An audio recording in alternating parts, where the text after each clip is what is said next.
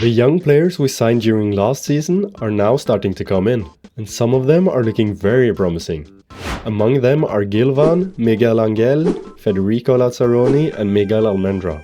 They're all good Super League players already, at just 18 years old. So they're probably gonna play a big part this season and especially the coming seasons. We also bring in 3 slightly older players to provide squad depth, in Matteo Sorsi, a backup goalkeeper, Benjamin Kaisi, a backup right wing back, and Ali Babai, the second place on last year's top scorer list. He'll probably play quite a bit actually, and rotate with Stulkaku. Then, on deadline day, we bring back the cult hero Benjamin Zalo. We've paid quite a bit to get him back actually, but in return we've sent 2 of our youngsters on loan to Dukiinekline, so it's a win-win for us.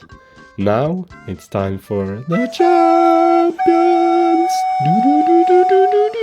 We're playing away to Cyprian side Omanoia in the first leg of the first qualifying round in the Champions League. And the funny thing is that Kjetil Rekdal is their coach. He's a Norwegian manager who actually got sacked by Omanoia after a month in real life, and went on to get a job at Norwegian second tier side Ålesund, who are in a relegation scrap after just being relegated from the top tier. Anyway, the Cyprian side take the lead after just 5 minutes, as Jose de Rudder plays a horrible ball across the pitch which Ioannou picks up. He goes with the ball all the way to the byline before sweating it to striker Tomane. We basically didn't have a single chance throughout the whole first half, as we went into the break with 0.03 xg. Omanoia then doubled their lead in the 62nd minute, as Ioannou once again played a brilliant ball into the box for Nicolau to tap in this time. I now made 4 subs, as this was just a horrible performance thus far. And those subs most definitely worked. Substitute Thijs played a brilliant ball to other substitute Oliveira, who squared it first time to Stulkaku to open his account for the season and bring us back into the game. 2 minutes later, Almendra got the ball on the right hand side and drove towards the byline before being tripped up. The VAR call was that the foul was outside the box, but that didn't matter to us, as Corbalan took the free kicks short to centre-back Noah Thijs, who scored to make it 2-2. The game then went completely quiet until Omanoia got a corner in the 91st minute. Tomane would score again to get his brace and take a late lead. We then conceded again, as we couldn't clear the ball, so Ioannou then scored to take a 2-goal lead going into the second leg back in Kosovo. The second leg was nowhere near as end-to-end as the first. We lost 2-1 after a Stulkaku pen and Omanoia having 0.9 xg and scoring 2 goals. So it's Conference League qualies for us then. So we're in the second qualifying round of the Conference League now, and we're facing the New Saints of Wales at home in the first leg. But it's not really at home either, since our stadium apparently isn't up to European football standards, so we're playing our home games at Stadiumi Fadil Vokri. The first leg was absolute mayhem. We took the lead early through Kaka, but we then conceded 2 minutes later. We then scored in the 27th minute through Corbalan to go into the break with a 2-1 lead. TNS then initially equalized in the 50th minute, but it got disallowed as one of their players, who was in offside, disturbed our goalie Cisse. We then pounced on that, as Rooms played a fantastic lofted through ball to Almendra, who squared it to Kaka for him to get his second and our third of the night. Just 13 minutes later, however, TNS got one back, as Hughes went through on goal and slotted it into the bottom corner. In the 90th minute, substitute Babai gave the ball away very easily, which in turn led to TNS equalizing at the death. In the second leg, we took complete control of the tie, as Kaka scored early on again in the 8th minute, and Almendra then scoring in the 21st. Almendra then got the ball from Angel and played it into the box, but this time it wasn't Stulkaku that scored. It was the TNS defender Lawson Cleat. So we took a 3-0 win in the second leg to win 6-3 on aggregate and move on to the third qualifying round. There we'll face Skendia of North Macedonia. The first leg was a complete disaster. Despite taking the lead early through Babai, we conceded 5 straight goals.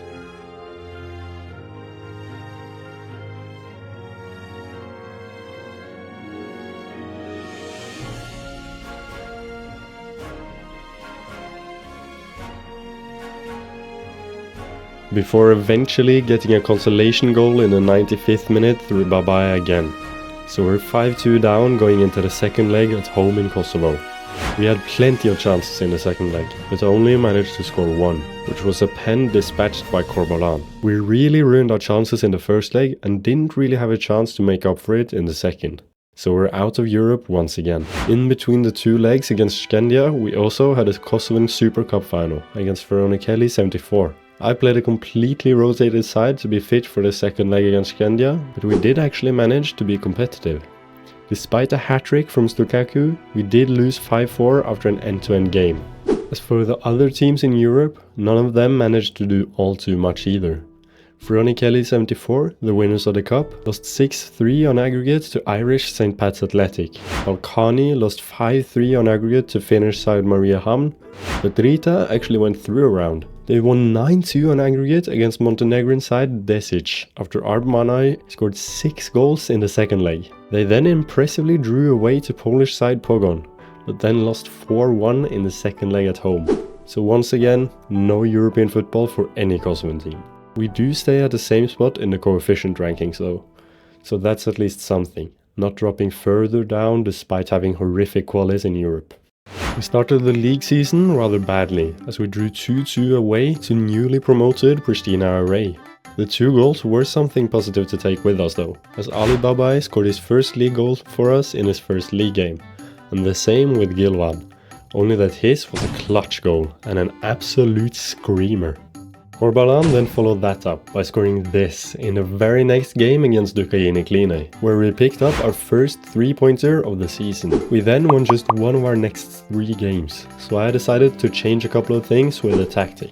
I went away from using wingers and changed it into a 5-2-1-2 to utilize both Babae and Lukaku up front, as well as Gilvan in his favoured attacking midfielder position. That worked wonders against KQ, as Lukaku and Babae scored one after another in just 2 minutes in the 11th and 12th minute respectively.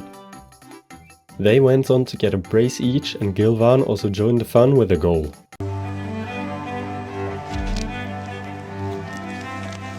I am Jose Mourinho.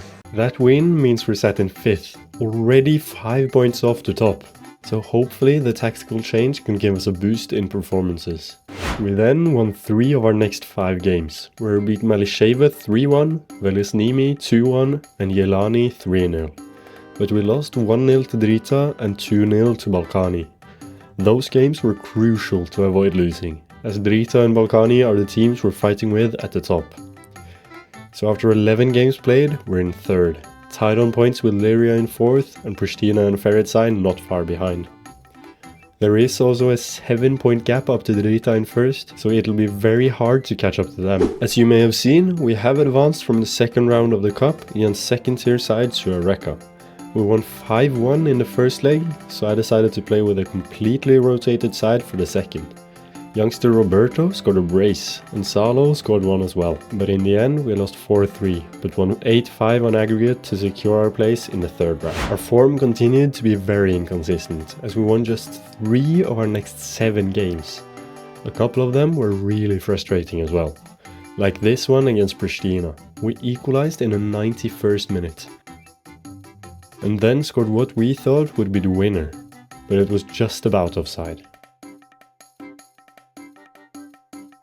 Then, in the next game, our substitute Oliveira scored in the 87th minute to take the lead against Ferencváros, but we then conceded straight from kickoff, with the scorer being his first goal of the season. The poor results in this 7-game stretch meant we're still in 3rd, but now only 2 points behind Balkani in 2nd, and a crazy 10 points behind Drita in 1st, so I don't think they're catchable, to be honest.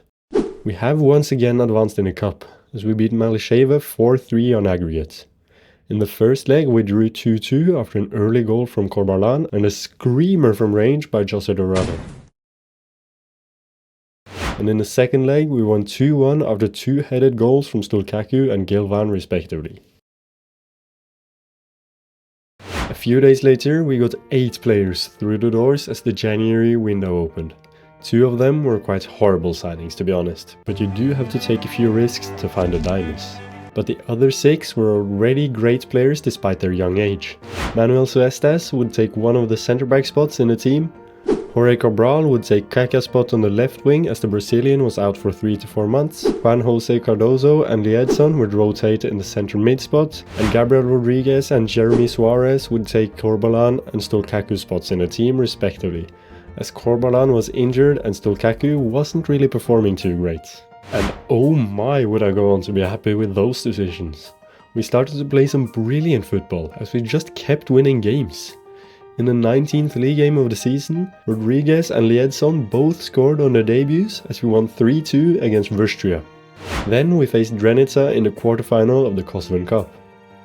There, Jeremy Suarez got a brace on his first start for the club, and Jorge Cabral got himself a brace too in his second game for the club. Gilvan also got a 10.0 rating as he got a goal and 2 assists in the 6-1 hammering of second-tier side Drenica.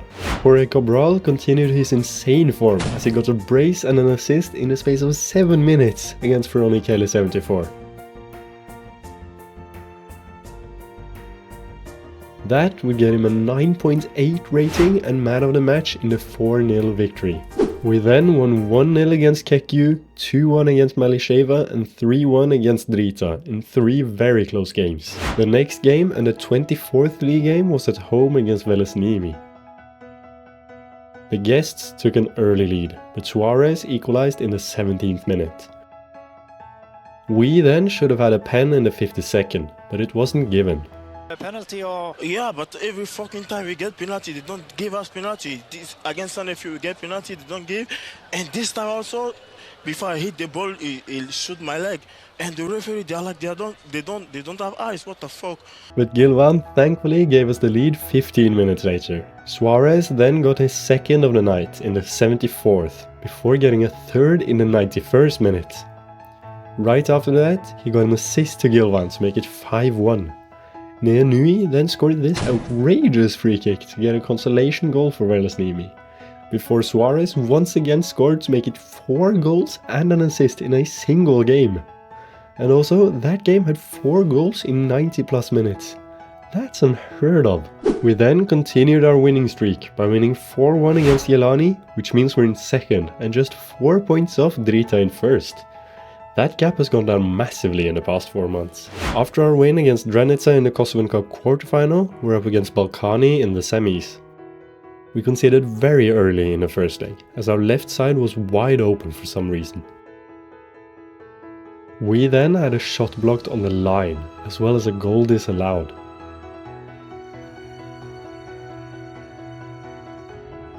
Before Suarez was through on goal with only the keeper to beat, but he hit the post. Balkani then ended up countering and scoring in the 91st minute to take a 2-0 lead going into the second leg. In the second leg, Suarez scored a screamer in the 12th minute to make it 2-1 on aggregate, but Cisse then undid that by coming out to claim the ball and completely whiffing it and falling over. And I am sick to death of this goalkeeper. I would be fighting him at half-time. There's no getting away from that. I would be swinging punches at that guy. Gilvan then scored in the 59th minute, but we couldn't get the all-important goal at the end, so it ended 3-2 on aggregate despite our 4.33 XG compared to their 1.62 over the 2 legs. The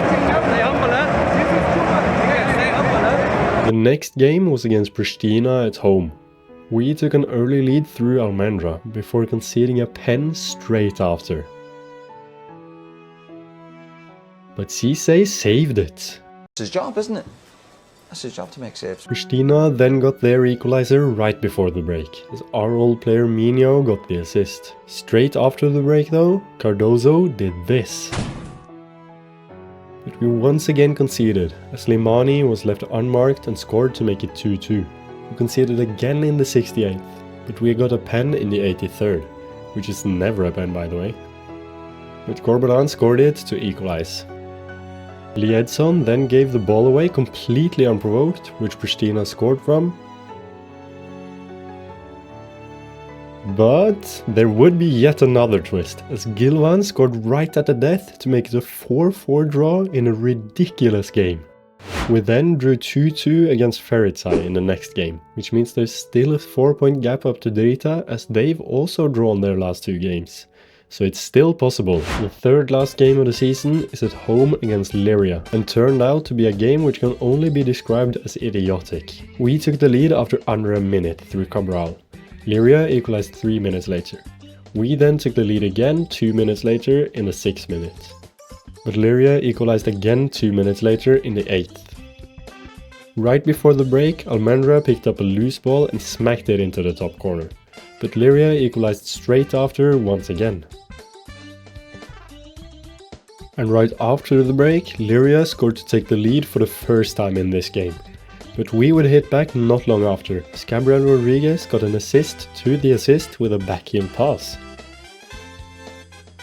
In the 75th, Liria took the lead again, as the ball just about crossed the line. But we would once again hit back with Enzo getting his first goal for the club.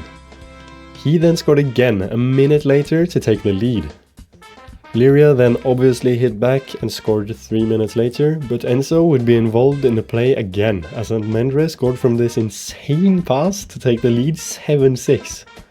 And Liria did actually have a chance to equalize again, but they fortunately missed it, which meant we picked up 3 points after a 7-6 win. 13 goals in one game. What the fuck? In the next game, Cardozo got an early goal to take the lead.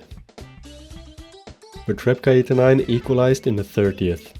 Right before halftime, Almendra got a red card for a completely clean challenge. How is that a red?